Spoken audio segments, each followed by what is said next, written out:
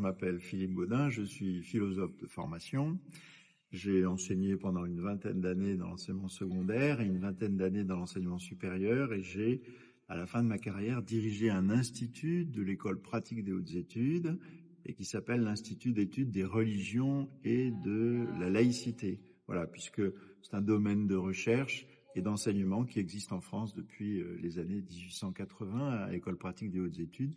Et le rôle de cet institut, c'est d'essayer de faire le lien entre le monde de la recherche, qui est souvent un petit peu spécialisé, bien sûr, etc., et un peu ésotérique de ce fait, et puis la société et tous ceux qui ont besoin de ces connaissances, surtout à notre époque, quand on parle beaucoup de religion et de laïcité. Voilà en gros ce que je fais. D'accord, merci. Est-ce que tu peux nous expliquer, d'après toi, pourquoi c'est important de croiser les domaines et les savoirs?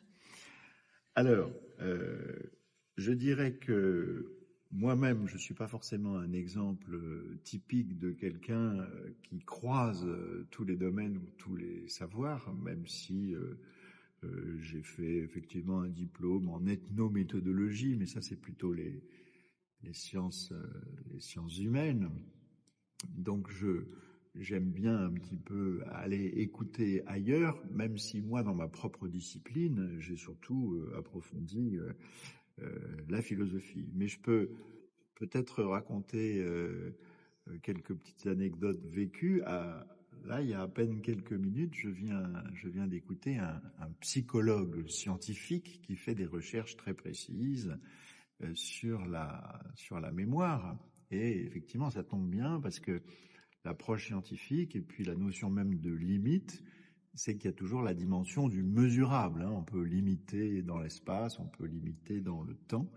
Et donc, on a eu des exemples typiques avec des limites dans le temps pour se souvenir de telle ou telle chose, ou des limites même dans l'espace, c'est-à-dire des capacités de stockage, en quelque sorte, de notre cerveau. Et il a dit une chose qui m'a complètement fasciné et qui correspond merveilleusement à ma propre éducation philosophique, en quelque sorte. Il a dit, voilà, les machines sont tellement supérieures à nous, du point de vue de ses capacités mémorielles, qu'elles soient courtes ou à long terme, mais il y a quand même des choses pour lesquelles, au fond, nous avons des capacités extraordinaires. Il a parlé de l'acquisition et de la compréhension de ce que c'est qu'un concept. Il a donné l'exemple du chat.